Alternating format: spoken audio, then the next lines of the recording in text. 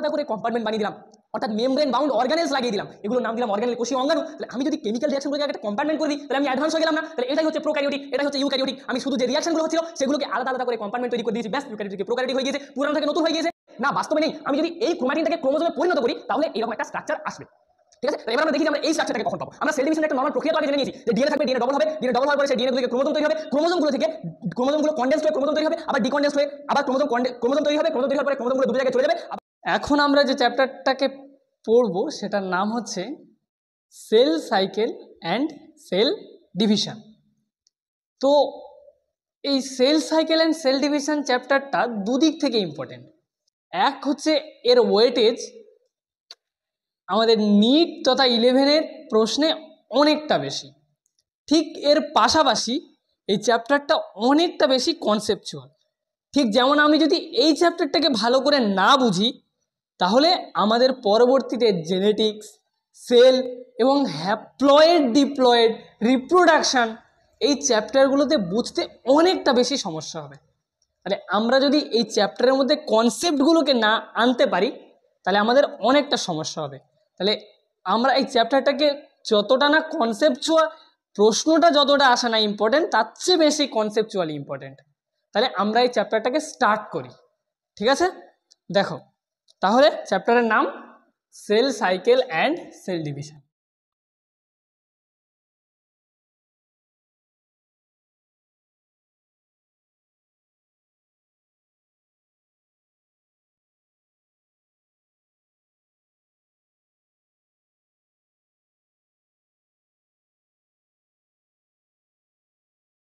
তাহলে cell cycle and sell ডিভিশনের ব্যাপারে জানতে গেলে আমাদেরকে আগে এটা জানতে হবে যে হোয়াট ইজ সেল, আমরা কাকে ডিভিশন করব, হোয়াট ইজ সেল। তাহলে দেখো হোয়াট ইজ সেল।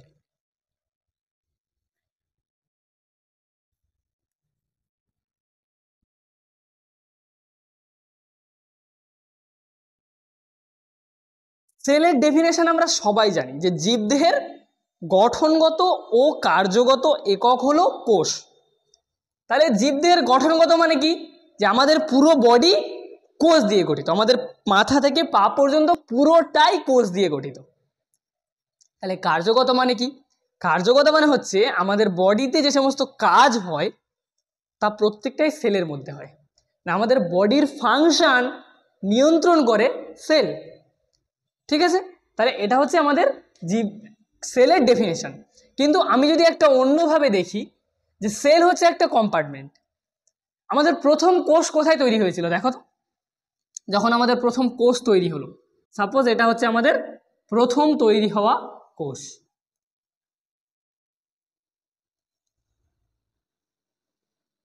তাহলে কি ছিল প্রথম তৈরি হওয়া কোষে?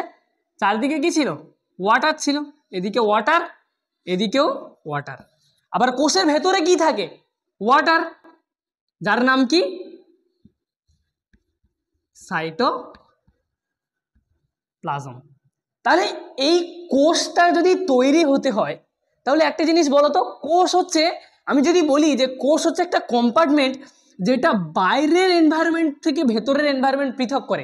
যেমন দেখো আমার বাইরে কিন্তু আলাদা কিছু চলছে, কিন্তু আমার ভেতরে আলাদা কিছু চলছে। তাহলে যখন কোষ তৈরি হয়েছিল বাইরে জল ছিল, ভেতরে জল ছিল, কিন্তু ভেতরের জলকে আলাদা রেখেছে, বাইরের সঙ্গে মিশিয়ে দেয়নি, সেটা কে? সেটা হচ্ছে মেমব্রেন।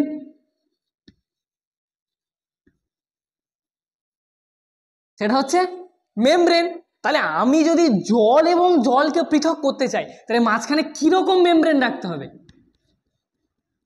লিপিড, যে এপারের জলকেও রিপেল করবে আর এপারের জলকেও রিপেল করবে। তাহলে আমি যদি হোয়াট ইজ সেলের জায়গায় লিখি যে সেল ইজ এ কম্পার্টমেন্ট, আমি যদি পুরানো ভাবে দেখি যে sell is a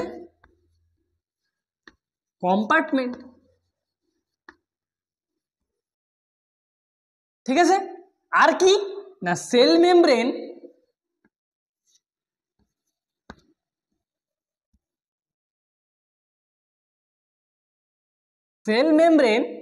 divide outer and inner environment, and it made up of lipid.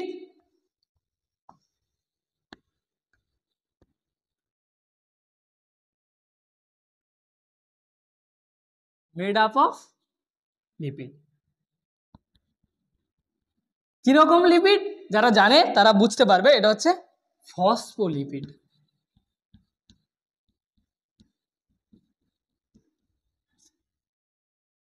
তাহলে এবার দেখো, তাহলে আমরা যদি বলি হোয়াট ইজ সেল, আমি যদি বলি যে সেল ইজ এ কম্পার্টমেন্ট, যে কি করছে, আলাদা করছে বাইরের এনভায়রনমেন্ট থেকে ভেতরের এনভায়রনমেন্টকে। ঠিক আছে, তাহলে আমাদের এই ভেতরের এনভায়রনমেন্টে কি চলছে, নানান রকমের কাজ চলছে। যেমন ধরো এক্সাম্পল, ধরো এটাতে শক্তি তৈরি হচ্ছে, এটাতে খাদ্য উৎপন্ন হচ্ছে। ঠিক আছে, ধরো আমাদের পায়ের কোষ, সে কি করে, নখ উৎপন্ন তো করে, পায়ের নখ তৈরি করে। মাথার চুলের কোষ কিউ তৈরি করে, চুল তৈরি করে। ধরো কোনো একটা ডিফারেন্ট কাজ এখানে হচ্ছে, তাহলে এই কাজগুলোকে বাইরের এনভায়রনমেন্ট থেকে আলাদা করেছে কে, কোষ পর্দা বা সেল মেমব্রেন। আর এই সেল মেমব্রেনের ভেতরে কি চলছে, ইন্ডিপেন্ডেন্ট রিয়াকশন চলছে, যেটা ডিপেন্ড করছে না বাইরের এনভায়রনমেন্টের উপরে। আর এটার জন্য কিসের পর্দা দিতে হয়েছে, লিপিডের পর্দা। এবার আমরা দেখি যে what is basic requirement of cell, একটা সেল হতে গেলে কি কি জিনিস লাগবেই। ঠিক আছে, ওটাকে একবার দেখি।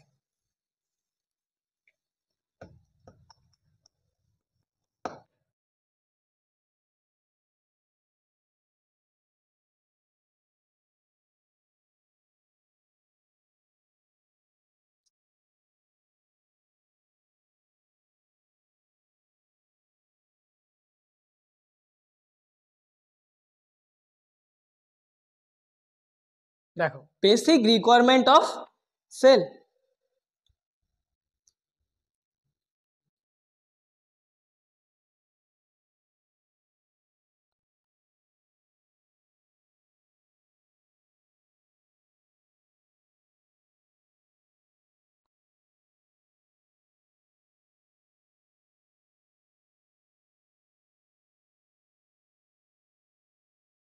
তাহলে আমরা তো প্রথমেই একটা জিনিস দেখে নিলাম যে এই জিনিসটা তো লাগবেই লাগবে, সেটা কি, নাম্বার ওয়ান, সেল মেমব্রেন।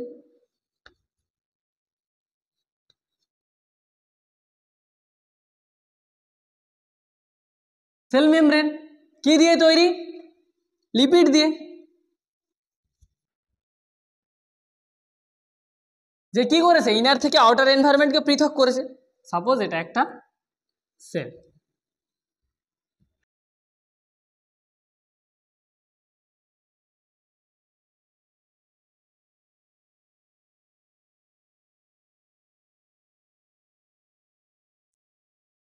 তাহলে এবার দেখো সেল মেমব্রেন লাগলো। 2 নাম্বার হচ্ছে, এটা নিয়ে আমাদের ডিটেলড আলোচনা আছে, সেটা হচ্ছে কে, ডিএনএ। দেখো ডিএনএ কি না, আমরা সবাই জানি যে ডিএনএ একটা দ্বিতন্ত্রী পেঁচানো একটা এরকম স্ট্রাকচার। তাহলে ডিএনএর কাজ কি, সাপোজ ধরো আমি একটা সেল, তাহলে আমার লেখা আছে একটা কাগজে যে আমার কি কাজ করতে হবে।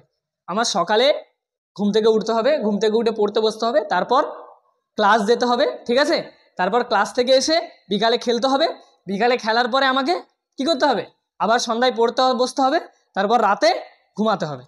ঠিক আছে, তাহলে এটা হচ্ছে কি, তাহলে এটা হচ্ছে আমার কাজ। তাহলে এটা কোথায় লেখা আছে, একটা কাগজে লেখা আছে। ঠিক ওই রকম যে একটা কোষের কি করতে হবে, কেরাটিন প্রোটিন নখ তৈরি করতে হবে, নাকি চুল তৈরি করতে হবে, নাকি পাকস্থলীতে থাকা HCl তৈরি করতে হবে, পাকস্থলীতে যে কোষ আছে তাকে HCl তৈরি করতে হবে।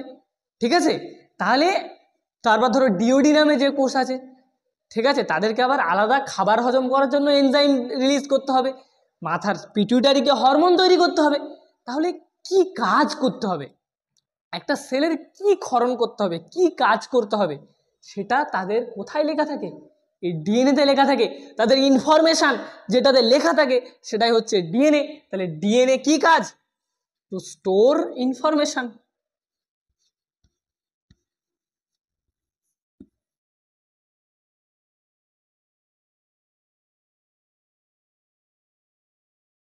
থার্ড যেটা লাগবে সেটা হচ্ছে রাইবোজোম।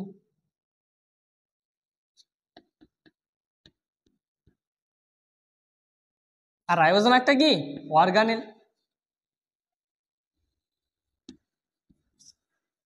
দেখো রাইবোজোম কেন লাগবে, তাহলে রাইবোজোম হচ্ছে, সাপোজ ধরো এটা হচ্ছে একটা রাইবোজোম, এটা হচ্ছে একটা রাইবোজোম। দেখো সেলের মধ্যে যে লেখা আছে যে তাকে চুল তৈরি করতে হবে বা নখ তৈরি করতে হবে, সেটা ডিএনএ করে এই রাইবোজোমের মাধ্যমে। মানে ডিএনএ যেটা লেখা থাকে সেটাকে কাজে রূপান্তর করে রাইবোজোম, তাই রাইবোজোমকে লাগবেই। আর চতুর্থত যে জিনিসটা লাগবে সেটা হচ্ছে মুভমেন্ট অ্যাক্রস মেমব্রেন।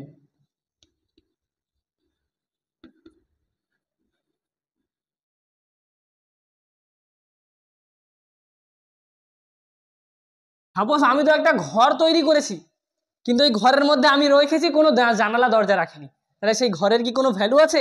তাহলে আমার ঘরের ভেতরে ভালো জিনিস ঢুকবে কিভাবে, বা আমি ঢুকবো কিভাবে আর আমি বেরোবো কিভাবে? আমি একটা কম্পার্টমেন্ট তৈরি করেছি যার মধ্যে ইন্ডিপেন্ডেন্ট রিয়াকশন তৈরি করেছি, কিন্তু আমার যা যা লাগবে সেগুলো কিন্তু আমাকে ঢোকাতে হবে।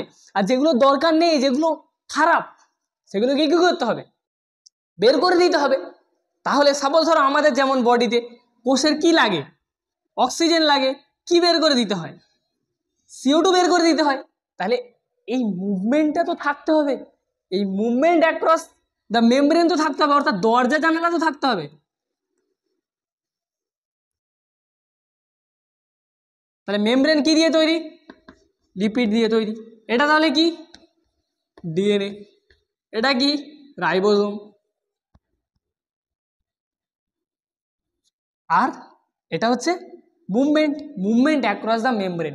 তাহলে যদি এই চারটে বেসিক রিকোয়ারমেন্ট যদি কোনো একটা সেল তৈরি পুরোপুরিভাবে পুরো করে, তাহলে সেটা হচ্ছে একটা লিভিং সেল, সেটা হচ্ছে একটা লিভিং সেল। তাহলে দেখো তাহলে কি কি লাগবে? ডিএনএ লাগবে। কেন লাগবে? ডিএনএতে লেখা আছে একটা সেলকে কি করতে হবে। আর কি লাগবে? রাইবোজোম। তাহলে ডিএনএতে যেটা লেখা আছে সেটা কাজে রূপান্তরিত করবে কে? রাইবোজোম। তারপর অক্সিজেন মুভমেন্ট থাকতে হবে, আর মেমব্রেন তো লাগবে। মেমব্রেন ছাড়া সেল হয় না, মেমব্রেন ছাড়া লিভিং সেল হয় না।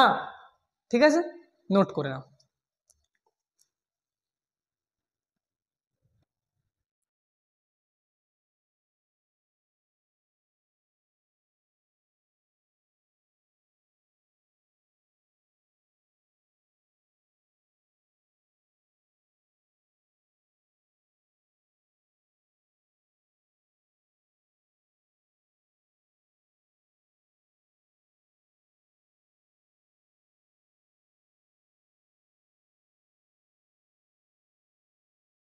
এরপর দেখো আমাদের দু ধরনের কোষ আছে, একটা হচ্ছে ইউক্যারিওটিক আর একটা হচ্ছে প্রোক্যারিওটিক।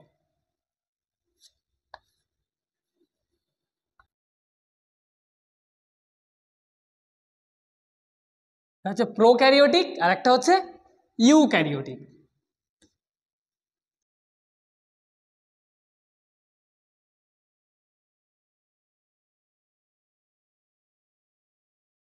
তাহলে একটা হচ্ছে ইউক্যারিওটিক আর একটা হচ্ছে প্রোক্যারিওটিক। এবার একটা জিনিস দেখো, তাহলে ইউক্যারিওটিক আর প্রোক্যারিওটিকের মধ্যে কি হলো? প্রো প্রো মানে হচ্ছে ওল্ড, আর ইউ মানে হচ্ছে সঠিক বা ট্রু। তাহলে এবার একটা জিনিস দেখো, প্রোক্যারিওটিক আর ইউক্যারিওটিকের মধ্যে আবার নতুনভাবে কি হয়ে গেল দেখি। তাহলে আমি জেনারেলাইজ একটা সেল আঁকলাম যে একটা সেলের কি কি রিকোয়ারমেন্ট লাগবে। তাহলে এটা একটা সেল, তাহলে সবার ফার্স্ট এর লাগবে যেটা সেটা হচ্ছে মেমব্রেন। তারপর ডিএনএ। ঠিক আছে, তৃতীয়ত রাইবোজোম, আর চতুর্থত কি লাগবে? মুভমেন্ট অ্যাক্রস দ্য মেমব্রেন লাগবে। আর এর মধ্যে কি হবে? কোথাও খাদ্য তৈরি হবে, কোথাও শক্তি তৈরি হবে, আর কোথাও অর্থাৎ কেমিক্যাল রিয়াকশন হবে। আমাদের এর মধ্যে কি হবে? রিয়াকশন হবে, নানান রকমের রিয়াকশন হবে। তৃতীয়ত কোথাও কেরাটিন প্রোটিন তৈরি হবে, বা চুল বা নখ তৈরি হবে, বা HCl তৈরি হবে, নানান রকমের রিয়াকশন কোষের মধ্যে হবে। তাহলে এটা হচ্ছে একটা প্রোক্যারিওটিক সেল, এটাই প্রোক্যারিওটিক সেল। কীরকম? তাহলে এর কী কী বৈশিষ্ট্য আছে? নাম্বার 1 যদি আমি দেখি,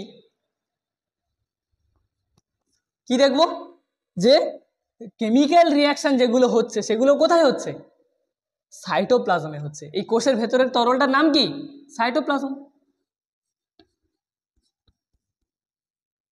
এখানে পুরোটা কি আছে? সাইটোপ্লাজম আছে। তাহলে কেমিক্যাল রিয়াকশন কোথায় হচ্ছে?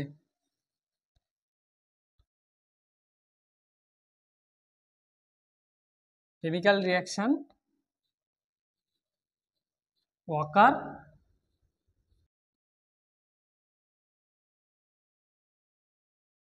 cytoplasm first and second, কোনো কোষীয় অঙ্গাণু আছে? দেখো আছে, রাইবোজোম একটা কোষীয় অঙ্গাণু না? তাহলে কোষীয় অঙ্গাণু কি আছে? রাইবোজোম। তাহলে অর্গানেল আছে? হ্যাঁ আছে। কি অর্গানেলটার নাম কি? রাইবোজোম। আর একটা জিনিস দেখো, ডিএনএ যেটাতে ইনফরমেশন লেখা থাকে সেটাও কোথায় আছে? রাইবোজোম। সেটাও কোথায় আছে? সাইটোপ্লাজমে আছে। তাহলে থার্ড পয়েন্ট হচ্ছে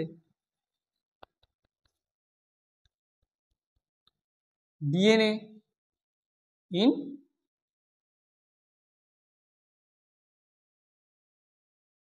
সাইটোপ্লাজম। ব্যাস, এটুকুই হচ্ছে প্রোক্যারিওটিক সেল, আর এটাই হচ্ছে প্রোক্যারিওটিক সেল। এবার আমরা ইউক্যারিওটিক দিকে দেখি। দেখো ইউক্যারিওটিক। আচ্ছা, আমি যদি একটু অ্যাডভান্স হতে চাই এই কোষটা থেকে, তাহলে আমরা কি কি করতে পারি? একটা জিনিস দেখো,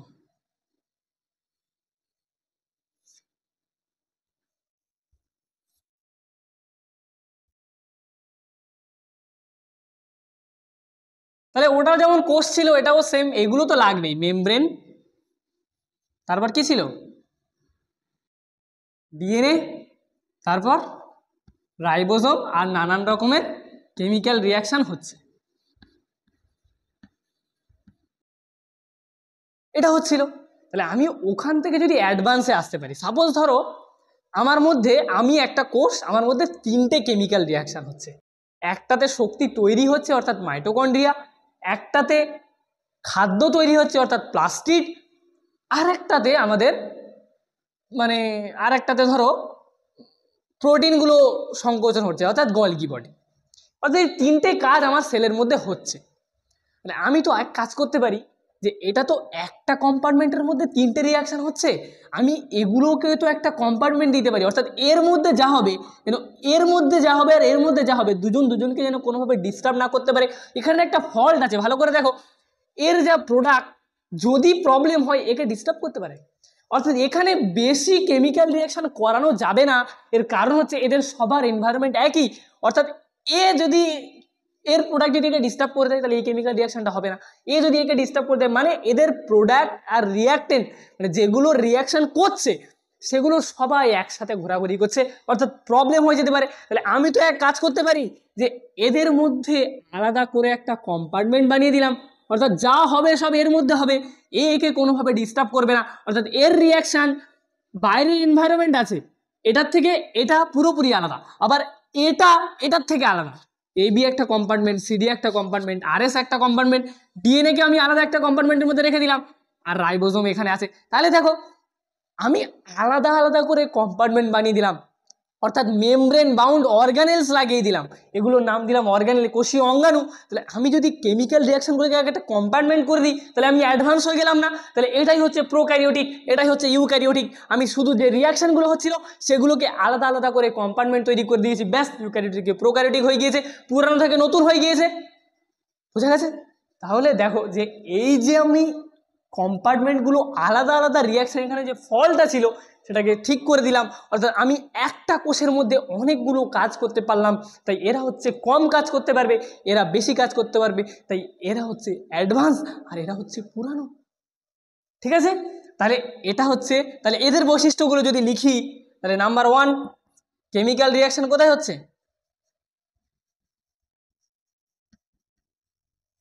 chemical reaction occur different compartment, যেগুলোকে কি বলা হয়? অর্গানেল বলা হয়।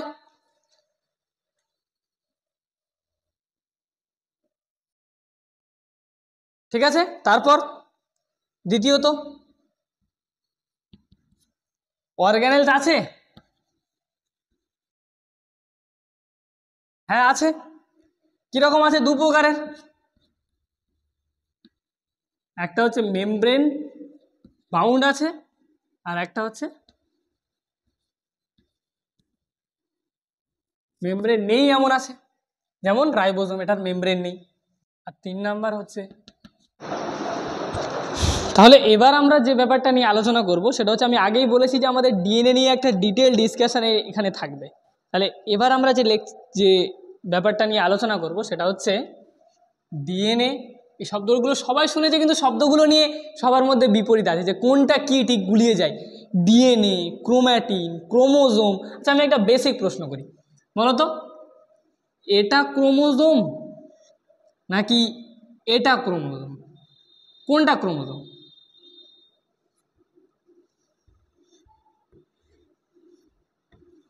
কোনটা ক্রোমোজোম?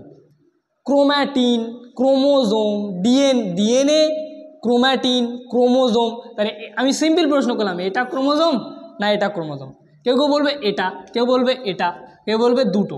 তাহলে যাদের অ্যান্সার হচ্ছে দুটোই ক্রোমোজোম, তাদের হচ্ছে ঠিক অ্যান্সার। কিভাবে সেটা আমরা একটু পরেই এটা জেনে যাবে, পুরো ক্রোমোজোমের কনসেপ্ট। তাহলে এখন আমরা যেটা নিয়ে একটু ডিটেল আলোচনা করার কথা ভেবেছি সেটা হচ্ছে এই ব্যাপারে, যে ডিএনএ, ক্রোম্যাটিন আর ক্রোমোজোম।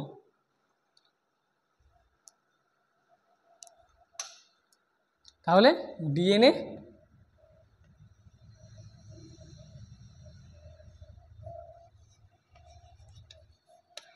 এক নাম্বার, 2 নাম্বার হচ্ছে ক্রোম্যাটিন,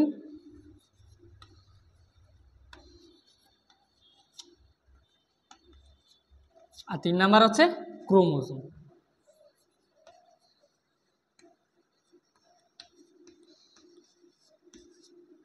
ঠিক আছে, এগুলো নিয়ে একটু ডিটেল জানবো। তাহলে দেখো, সবার ফার্স্ট হচ্ছে ডিএনএ। আর একটা জিনিস আছে জিন, জিনকে নিয়েও আমাদের জানতে হবে। জিন জিনিসটা আবার কি? জিন, ঠিক আছে। তাহলে দেখো, ডিএনএ সম্পর্কে প্রথম দেখি যে হোয়াট ইজ ডিএনএ।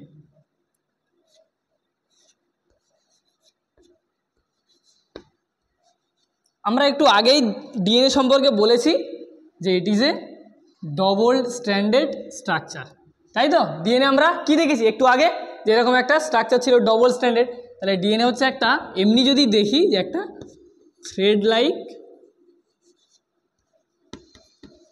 একটা দড়ির মতো ডবল স্ট্র্যান্ডেড স্ট্রাকচার।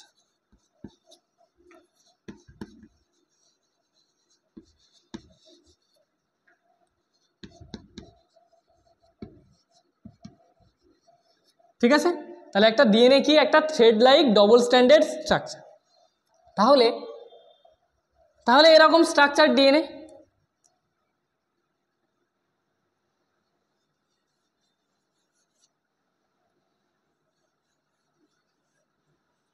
এটা হচ্ছে একটা ডিএনএ স্ট্রাকচার।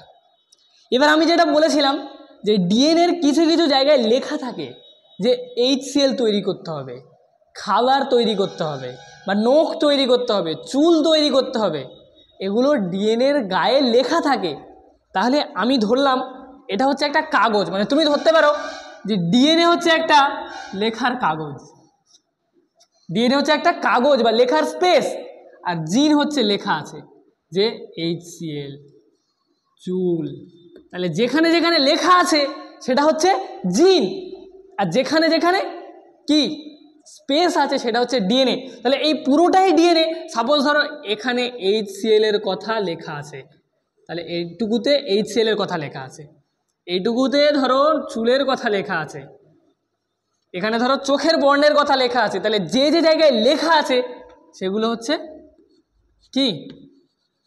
জিন। আর এটা কি? ডিএনএ। তাহলে দেখো একই স্ট্রাকচারে ডিএনএ আর জিন কি ক্লিয়ার হয়ে গেল।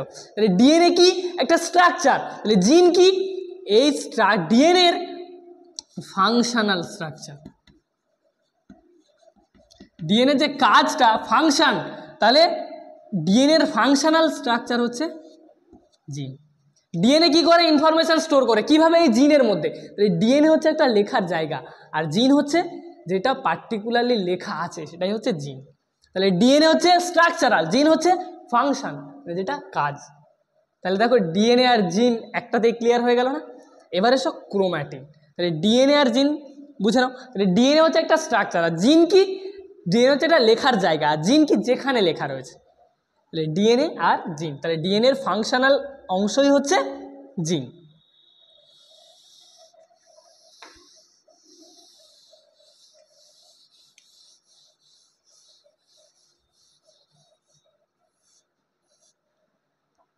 তাহলে এবার দেখো ক্রোম্যাটিন। ক্রোম্যাটিন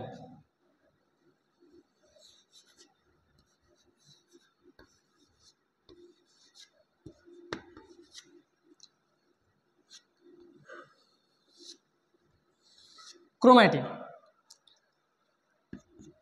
সাপোজ ধরো এটা হচ্ছে ডিএনএ,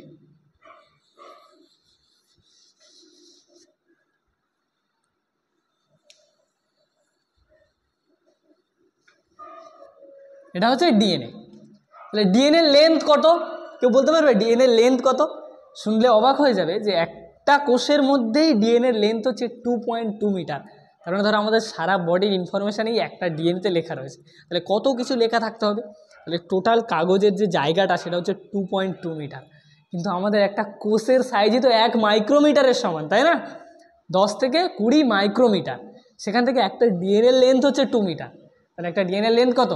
2.2 মিটার। এটা অবাক করা একটা বিষয় যে আমাদের পুরো বডির মধ্যে সব ডিএনএ যদি বের করা যায় তাহলে গোটা পৃথিবীকে পেঁচিয়ে ফেলা যাবে। তাহলে এবার দেখো, তাহলে এটা হচ্ছে একটা কি 2.2 মিটার ডিএনএ। কিন্তু প্রবলেমটা এইখানে যে এই ডিএনএটা কোথায় থাকে বলো তো? যে আমি ডিএনএর মধ্যে একটা স্পেস বানিয়েছিলাম না ইউক্যারিওটিক কোষে, যেখানে ডিএনএ ছিল আর একটা কম্পার্টমেন্টের মধ্যে কি ছিল? ডিএনএটা ছিল। তাহলে ধরো এইখানে ডিএনএটা রয়েছে, কিন্তু এটার আকার কত?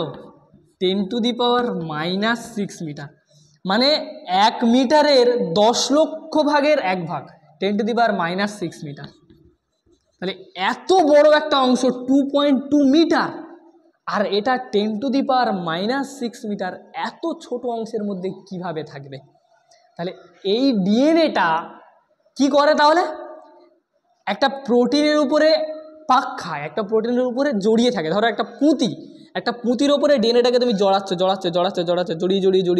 জড়িয়ে যে স্ট্রাকচার তৈরি করছো, সেটাই হচ্ছে ক্রোম্যাটিন। তাহলে ডিএনএটা কি হচ্ছে? একটা এরকম পাক খাচ্ছে।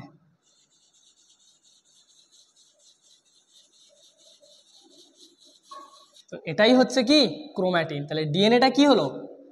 কনডেন্সড হলো। তাহলে ডিএনএর কনডেন্সড স্ট্রাকচারকে ক্রোম্যাটিন। তাহলে এর মধ্যে কি জিন আছে? হ্যাঁ, অবশ্যই আছে। ডিএনএর মধ্যে জিন আছে। তাহলে ডিএনএটাকে পেঁচিয়ে দিলাম, তাহলে ডিএনএর মধ্যে জিনগুলো পেঁচিয়ে গেল, এটা তৈরি হলো কি ক্রোম্যাটিন। আর এটা কার উপরে র্যাপ হয়? হিস্টোন প্রোটিনের উপরে। তাহলে এগুলো হচ্ছে হিস্টোন প্রোটিন, বা এটা পুঁথির মতো স্ট্রাকচার। তাহলে এটা কি?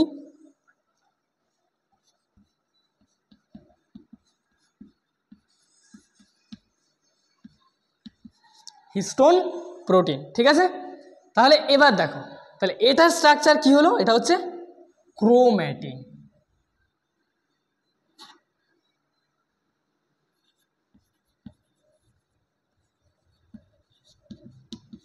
এটা হচ্ছে ক্রোম্যাটিন। তাহলে ক্রোমোজোমটা কি? তাহলে এই ক্রোম্যাটিনটাও যখন এইটুকু এখন জানো, আমি পরে আবার বলছি আমি যে বলেছিলাম না যে এটা ক্রোমোজোম না এটা ক্রোমোজোম, ওই জায়গাটায় আসবো। এখন এটুকু দেখে নাও যে এই ক্রোম্যাটিন যখন আরও কনডেন্সড হয়ে যায় তখন একটা এরকম স্ট্রাকচার তৈরি করে, সেটাই হচ্ছে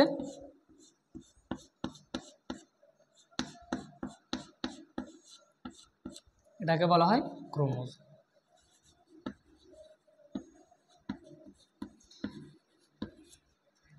তাহলে একটা জিনিস দেখো, ডিএনএ এর মধ্যে কি আছে? জিন আছে। এটা যখন পেঁচিয়ে গেল এর ভেতরে থাকার জন্য, সেটা হলো ক্রোম্যাটিন। ক্রোম্যাটিন যখন আরও পেঁচিয়ে গেল, সেটা হলো ক্রোমোজোম। তাহলে এখানে আমি যদি এইভাবে স্ট্রাকচারটা আঁকি, তাহলে নিশ্চয়ই সবাই বুঝতে পারবে। দেখো, এটা ডিএনএ, একে আমি পেঁচিয়ে দিলাম, কি হয়ে গেল? ক্রোম্যাটিন। ক্রোম্যাটিনটাকে আরও পেঁচিয়ে দিলাম,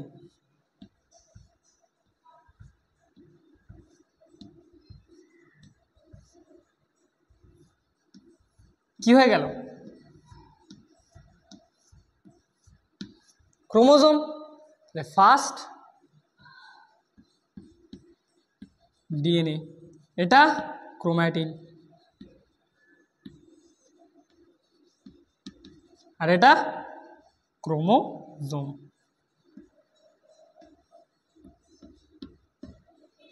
ক্রোমোজোম। তাহলে এদিক থেকে এদিকে কি হচ্ছে? ডেন্স কি হচ্ছে? বাড়ছে। তাহলে এটা হচ্ছে আমি আপাতত স্ট্রাকচারটুকু জানলাম। এবার কিভাবে কি হয়, তাহলে আমি যদি প্রশ্ন করি যে সেলের মধ্যে আমি যদি একটা নর্মাল হাতের সেল এখন তুলি, তাহলে এখন কি পাবো?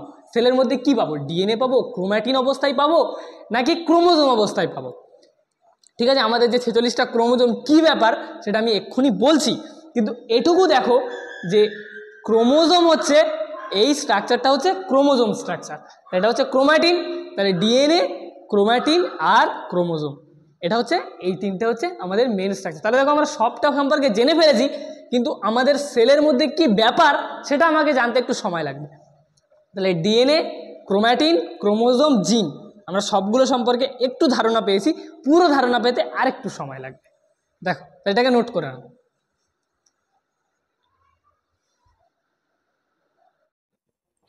তাহলে আমি প্রশ্ন করছি যে কোষের মধ্যে ডিএনএ কোন অবস্থায় থাকে? জেনারেলি কি ক্রোমোজোম অবস্থায় থাকে, নাকি কি অবস্থায় থাকে? আচ্ছা, একটা জিনিস দেখো, আমাদের জেনারেলি যে আমি যে বলেছিলাম না সেল সাইকেল, তো সেল সাইকেলের হচ্ছে 4টে অংশ। একটা হচ্ছে, দেখো 4টে অংশ, এটা হচ্ছে G1, এটা হচ্ছে S, এটা হচ্ছে G2, আর এটা হচ্ছে M। ঠিক আছে, তাহলে মেনলি এই একটা আমি যদি একটা সেলকে দেখি, তাহলে জেনারেলি 4টে জায়গার মধ্যে আমি সেলকে দেখতে পাবো। একটা হচ্ছে G1 সেল, একটা হচ্ছে S সেল, একটা হচ্ছে G2-তে সেল আছে, আর একটা হচ্ছে M এ সেল আছে। তাহলে আমি জেনারেলি যদি সেলকে দেখি, তাহলে আমি এই বেশিরভাগ আমি এই অংশটুকুর মধ্যে সেলকে দেখব। তাহলে এই সাইকেল কীরকম সেটা আমি বলছি। তাহলে দেখো, আপাতত 23 ঘন্টা সাইকেল হচ্ছে এতটা। G1, S, G2 এই তিনটে মিলে 23 ঘন্টার আমাদের হিউম্যান বডিতে সেল 23 ঘন্টা থাকে, আর শুধু M এ থাকে 1 ঘন্টা। তাহলে আমি একটা সেলকে দেখলে বেশিরভাগ সময় আমি চান্স আমি এই তিনটে ফেজের মধ্যে দেখব। আপাতত আমি ওখানে আসছি। দেখো, তাহলে আমি যদি জেনারেল প্রশ্ন করি যে সেলের মধ্যে ডিএনএ কীরকম অবস্থায় থাকে, তাহলে এর সরাসরি অ্যান্সার হচ্ছে ক্রোম্যাটিন অবস্থায় থাকে। তাহলে কীরকম না, দেখো এইরকম। তাহলে এটা একটা সেল,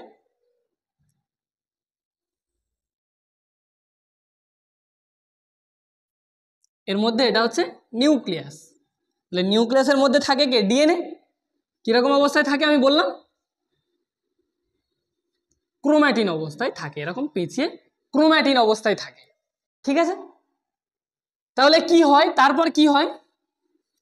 তাহলে সেল ডিভিশন করবে। তাহলে আমি আসছি, তাহলে ক্রোম্যাটিন অবস্থায় একটা সেল এরকম ছিল।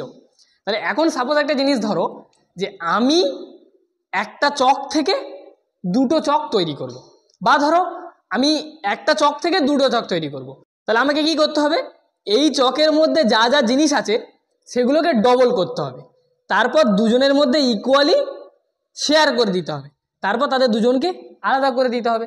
মানে আমি যদি একটা জিনিস থেকে দুটো জিনিস তৈরি করতে চাই, তাহলে আমার একটা জিনিসের মধ্যে যা যা জিনিসগুলো রয়েছে সেগুলো সবাইকে, আমাদের একটা কোষ কী করে বিভাজন হয়, একটা সেলের মধ্যে যা যা জিনিস রয়েছে সবগুলো ডবল হয়ে যায়। ডবল হয়ে যাওয়ার পরে দুটোতে ভাগ হয়ে যায়, তারপর দুজনে আলাদা হয়ে যায়। এটা হচ্ছে সেল বিভাজনের প্রক্রিয়া। তাহলে আমাদের সেলে কীরকম হয়? দেখো সবচেয়ে ইম্পর্টেন্ট যেটাকে ডবল হতে হবে, ধরো আমার কাছে ডিএনএ আছে, তাহলে আমি কি ডিএনএ অর্ধেক ভাগ করে দিয়ে দেবো? তাহলে আমার যে ইনফরমেশনটা সেটা তো হাফ কেটে গেল। তাহলে আমাকে কি করতে হবে, যে ইনফরমেশনটা আছে সেটাকে ডবল করতে হবে, সেটাকে আবার লিখতে হবে, তারপর আমি ওই ইনফরমেশনটাকে মেনলি দিয়ে দেবো। বাকি যে সব কিছু ট্রান্সফার করা ওগুলো খুব ইজি, কিন্তু মেনলি কষ্টকর কোনটা, ডিএনএ কে ট্রান্সফার করা, এটার জন্যই মেন এতগুলো প্রসেস। ঠিক আছে, তাহলে দেখো ডিএনএ কে আমাকে ট্রান্সফার করতে হবে, তাহলে আমাকে আগে যে ইনফরমেশনটা রয়েছে সেটাকে তো ডবল করতে হবে। তাহলে সেটা কোথায় হয়, দেখো মেনলি এগুলোতে বাকি সব কিছু ডবল হয়। মেনলি একটা সেল এখানে ছিল, এই এস এ গিয়ে ডিএনএ ডবল হয়ে যায়, তারপর এম এ গিয়ে ভাগ হয়ে যায়। কি করে সেটা আমরা এখানে দেখছি। তাহলে দেখো একটা সেল এখানে এরকম ছিল, তারপর কিছুক্ষণ পরে কি হয়েছে, তার ডিএনএ যখন ডবল হয়েছে, সবকিছুই ডবল হয়েছে, তাহলে আমাদের উদ্দেশ্য মেনলি দেখা কি, ডিএনএ কে দেখা, কারণ সব খেলা ডিএনএ কে নিয়ে। তাহলে দেখো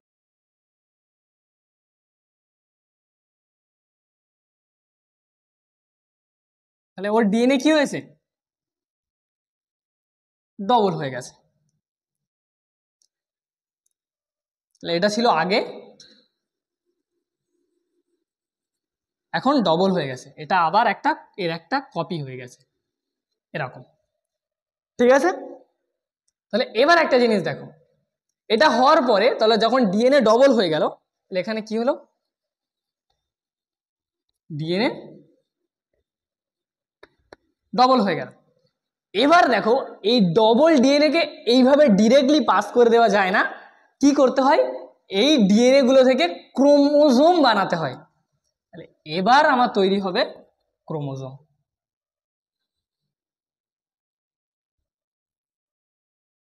তাহলে এবার আমার কে তৈরি হলো, ক্রোমোজোম তৈরি হলো। দেখো একটা তৈরি হওয়া মানে ডবল হওয়া, আর একটা আগে থেকে ছিল এরকম।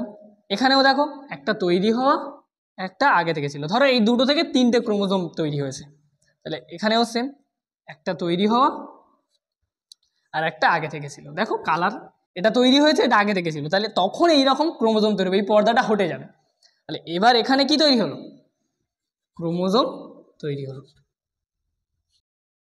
ঠিক আছে, এবার এখান থেকে ভাগ হয়ে যাবে,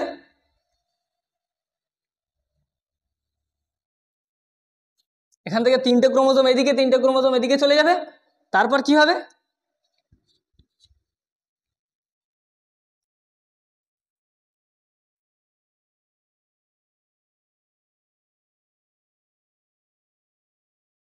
তাহলে এই ক্রোমোজোমগুলো এবার কোন দিক চলে এলো, এদিক চলে এলো।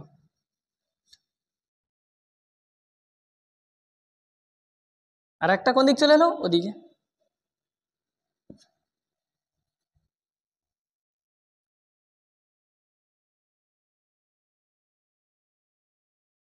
তাহলে এবার কি হবে না, এই যে এই ক্রোম্যাটিনটা থেকে যেমন ক্রোমোজোম তৈরি হয়েছিল কনডেন্সড হয়ে, এখানে আবার এই ক্রোমোজোমগুলো ক্রোম্যাটিন হয়ে গেল, গিয়ে এবার দুটো কোষ তৈরি হয়ে গেল।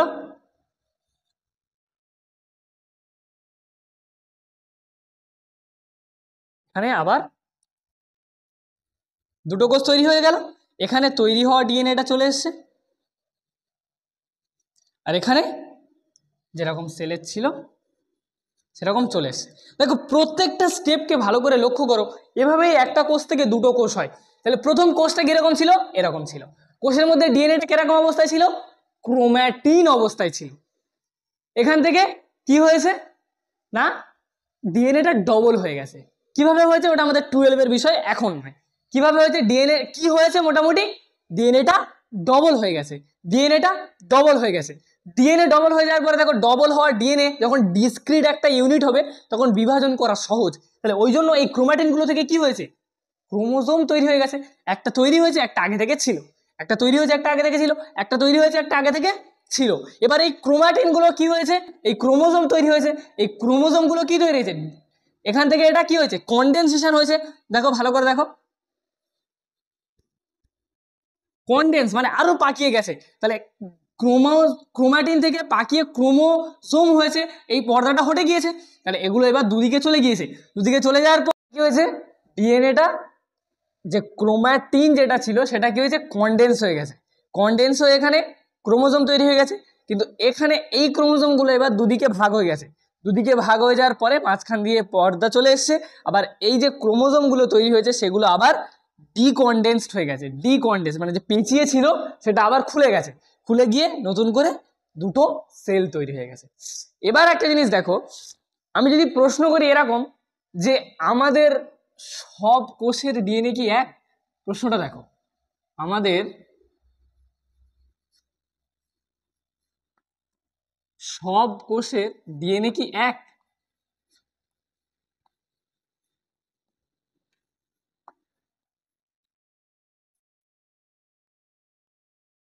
দেখো প্রশ্ন যদি হয় যে আমাদের সব কোষের ডিএনএ কি এক, উত্তরটাও সিম্পল, যে আমরা তো একটা মাত্র কোষ থেকে সৃষ্টি হয়েছে। কিরকম না, দেখো উত্তর হচ্ছে হ্যাঁ এক। উত্তর যদি হয় হ্যাঁ এক, তাহলে আমাদের পায়ের যে কোষগুলো রয়েছে সেখান থেকে নখ কি করে বের হয়, মাথার যে কোষগুলো রয়েছে সেখান থেকে চুল কি করে বের হয়, আর পাকস্থলীর মধ্যে যে কোষগুলো রয়েছে সেখান থেকে HCl কীভাবে ক্ষরণ হয়। তাহলে তিনটে চারটে ডিফারেন্ট জায়গার কোষ ডিফারেন্টভাবে কি করে কাজ করে, আলাদা আলাদা জায়গার কোষ তাহলে আলাদা আলাদা করে কিভাবে কাজ করে। তাহলে এই ব্যাপারটা সম্পর্কে তাহলে আমাদের প্রশ্ন চলে এলো, তাহলে কিভাবে কি হয় দেখি। দেখো আমরা তৈরি হয়েছি হচ্ছে একটা স্পার্ম আর একটা ওভামের মিলনের ফলে, একটা শুক্রাণু এবং একটা ডিম্বাণু মিলিত হয়ে আমরা তৈরি হয়েছি। তাহলে কিরকম, তাহলে শুক্রাণুর মধ্যে নিউক্লিয়াস ছিল, এর মধ্যেও কি ছিল, ক্রোম্যাটিন ছিল। ঠিক সেরকম ডিম্বাণুর মধ্যেও নিউক্লিয়াস ছিল, তার মধ্যে ক্রোম্যাটিন ছিল। এগুলোকে আমরা বলি এন বা হ্যাপ্লয়েড, এটা আমরা পরে দেখছি, এন বলি আমরা এগুলোকে। তাহলে এদের মধ্যে যে ক্রোম্যাটিনটা ছিল, এই ক্রোম্যাটিনটাকে যদি আমি ক্রোমোজোমে পরিণত করি, আদৌ হয় না, কিন্তু আমি যদি এগুলোকে ক্রোমোজোমে পরিণত করি, এই ক্রোম্যাটিনগুলোকে যদি আরও কনডেন্সড করি, তাহলে স্ট্রাকচারটা হয় অনেকটা এরকম। এটা হচ্ছে 1 নাম্বার ক্রোমোজোম, এটা হচ্ছে 2 নাম্বার ক্রোমোজোম, এটা হচ্ছে 3 নাম্বার ক্রোমোজোম, এরকম করে করে করে করে আমরা 23টা ক্রোমোজোম এখানে পাবো। ঠিক সেরকম মায়ের ক্ষেত্রেও পুরো সেম, এখানে 1 নাম্বার ক্রোমোজোম, এখানে 2 নাম্বার ক্রোমোজোম, এখানে 3 নাম্বার ক্রোমোজোম করে করে এখানেও আমরা 23টা ক্রোমোজোম পাবো। তাহলে এবার এখানে ব্যাপারটা দেখো, তাহলে আমরা কিভাবে হয়েছি, তাহলে এই 23টা ক্রোমোজোম যুক্ত হয়ে একটা কোষ তৈরি করেছে,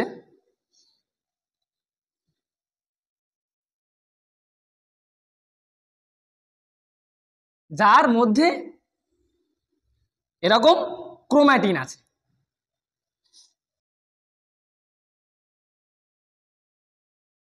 তাহলে এই কোষটা কিরকম হয়েছে না, দেখো এখানে 1 নাম্বার ক্রোমোজোম, আমরা বলি যে 23 জোড়া ক্রোমোজোম, 1 নাম্বার জোড়ে 2টো ক্রোমোজোম, 2 নাম্বার জোড়ে 2টো ক্রোমোজোম, 23 জোড়া ক্রোমোজোম, একটা মায়ের একটা বাবার, একটা মায়ের একটা বাবার। তাহলে এখানে দেখো, তাহলে এটা মায়ের ক্রোমোজোম, এটা বাবার ক্রোমোজোম, এটা 1 নাম্বার সেটে 2টো ক্রোমোজোম।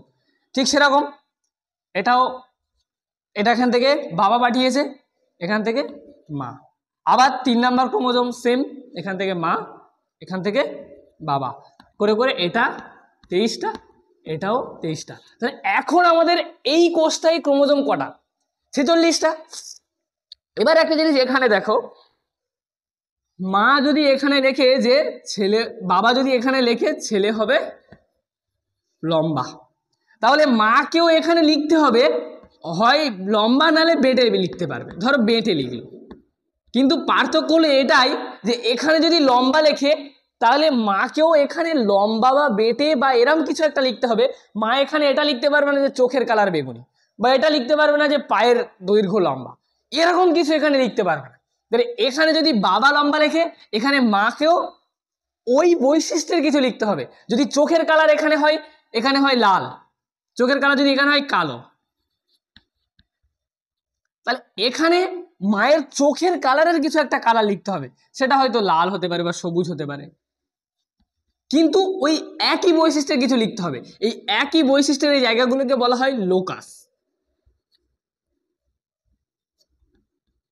এবার আমরা একটা কোষ পেয়েছি যার ক্রোমোজোম এইভাবে 46টা। তাহলে দেখো এটাও ক্রোমোজোম, এটাও ক্রোমোজোম, কিন্তু তাহলে আমরা এই ক্রোমোজোমকে কখন দেখব, কিভাবে আমাদের মানবদেহের সেল গঠিত হয়। তাহলে আমরা তো এই জিনিসটা দেখেছি যে একটা সেল থেকে ফার্স্ট কি হয়, ডিএনএ ডবল হয়। ডিএনএ ডবল হওয়ার পরে সেটা ক্রোমোজোমে পরিণত হয়, ক্রোমোজোম হওয়ার পরে দুটো ক্রোমোজোম আলাদা জায়গায় চলে যায়, গিয়ে মাঝখান থেকে পর্দা চলে এসে কোষ বিভাজন হয়। তাহলে আমরা এবার আমাদের নিজেদের কোষটাকে দেখি, একটা হিউম্যান সেলকে দেখি, একটা হিউম্যান সেল কিভাবে ডিভিশন করে। ঠিক আছে, তাহলে আমি এটা, আমার দেহের কোষ এটা, একটা স্পার্ম একটা ওভাম, এর 23টা ক্রোমোজোম ছিল, এর 23টা ক্রোমোজোম ছিল, এই দুটো হচ্ছে, আমরা 23 জোড়া ক্রোমোজোম কেন বলি, এই ক্রোমোজোমটা এই ক্রোমোজোম একই নয়, কিন্তু একে অপরের কন্ট্রাস্টিং, অর্থাৎ এর এর যে বৈশিষ্ট্যগুলো লেখা আছে ওর সেই একই বৈশিষ্ট্য লেখা আছে, একই বৈশিষ্ট্যের বিভিন্ন রূপ লেখা আছে।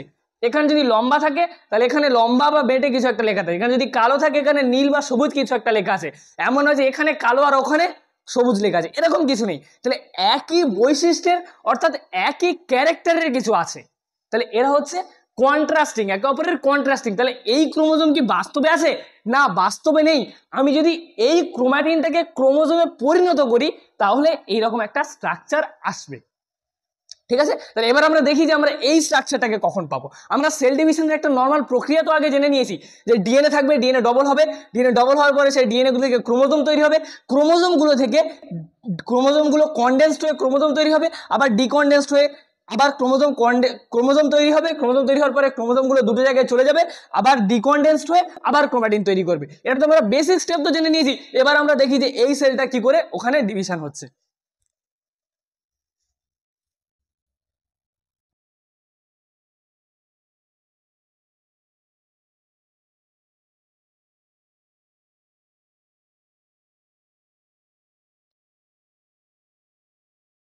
তাহলে এবার আমি ওই সেলটাকে এখানে নিয়ে আসি, ওই সেলটাকে যদি আমি এখানে নিয়ে আসি তাহলে এখানে তো আমার ওই ক্রোমোজোম গুলো তো তৈরি হয় না, এই ক্রোমাটিনটাকে যদি এই ক্রোমোজোমে পরিণত করি তাহলে এরকম দেখতে লাগবে। তাহলে এইরকম ক্রোমোজোমের এইরকম ক্রোমোজোম পাওয়া যায়, কিন্তু এই ক্রোমোজোম গুলো তৈরি হয় না। আমি যদি এই সেলের ক্রোমাটিনটাকে, নর্মাল সেলের ক্রোমাটিনটাকে ডিএনএ ডবল হওয়ার আগে সেটাকে যদি ক্রোমাটিনে পরিণত করি তাহলে আমাদের ক্রোমোজোমগুলোকে এইরকম দেখতে লাগবে। এবার আমরা আসি যে আমাদের এই সেলটা কি করে ডিভিশন হবে দেখি।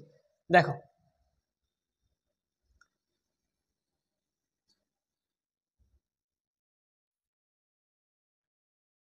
এটা হচ্ছে ওই সেলটাই সেম, এর মধ্যে আছে নিউক্লিয়াস, এটা হচ্ছে যেরকম সেম ক্রোমাটিন। এখন ডিএনএ ডবল হয়ে গেছে, তাহলে ডিএনএ ডবল হওয়ার পরে এটা কিরকম হয়েছে না, এটা হচ্ছে ডবল হওয়ার ডিএনএ। তাহলে আমরা আঁকি, তাহলে এখন সেই সেলটা সেম সেলই আছে। এবার এদের মধ্যে নিউক্লিয়াস আছে। এবার কি হয়েছে, ডিএনএটা ডবল হয়ে গেছে।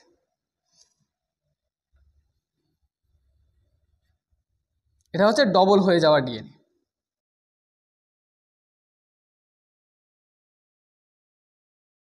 এবার এখান থেকে কি করে ক্রোমোজোম তৈরি হবে, দেখো 46টা।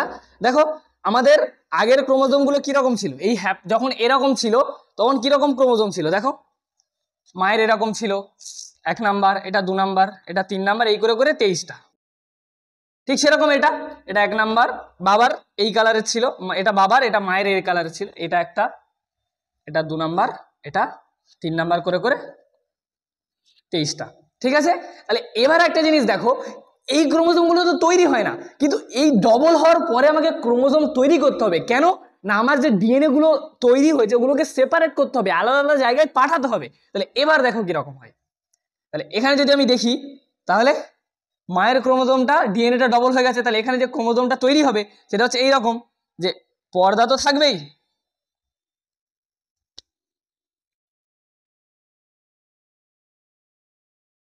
তাহলে এখানে কি হলো, কন্ডেনসেশন হলো। কিরকম হলো, কন্ডেনসেশন হওয়ার পরে পর্দাটা সরে গেল, পর্দা ফার্স্ট ধরে নিয়ে রয়েছে, হ্যাঁ, তাহলে ধরো এটা হচ্ছে নিউক্লিয়ার মেমব্রেন রয়েছে। তাহলে দেখো এটাকে আমি পরিণত করছি, তাহলে আগে এরকম ছিল, এটাকে ক্রোমোজোম করলে এরকম হবে, এটাকেও সেম এরকম হবে, এবার ডবল হয়েছে। তাহলে এটা থেকে এটা কি করে তৈরি হবে, দেখো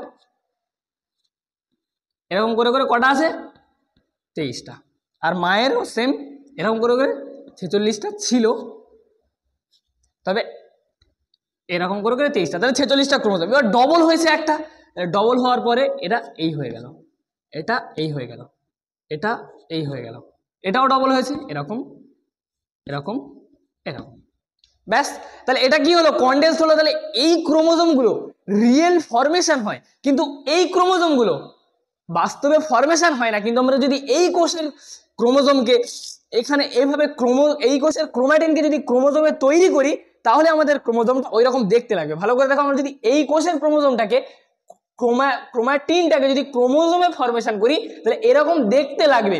কিন্তু এই ক্রোমোজোমটা রিয়েলি তৈরি হয়, কোষের মধ্যে বাস্তবে এই ক্রোমোজোমটা তৈরি হয়। ঠিক আছে, এবার দেখো, এবার আমরা সেল ডিভিশন করব। তাহলে এরপরে কিরকম স্টেপ আসবে দেখো, এখানেই দেখাই। এরপরে এই যে আমরা 6টা ক্রোমোজোম করেছি, 6টা ক্রোমোজোম এরকম ভাবে 46টা কি একই লাইনে চলে আসবে ডিভিশন হওয়ার জন্য। এবার কি হবে, পর্দাটা সরে যাবে। দেখো তাহলে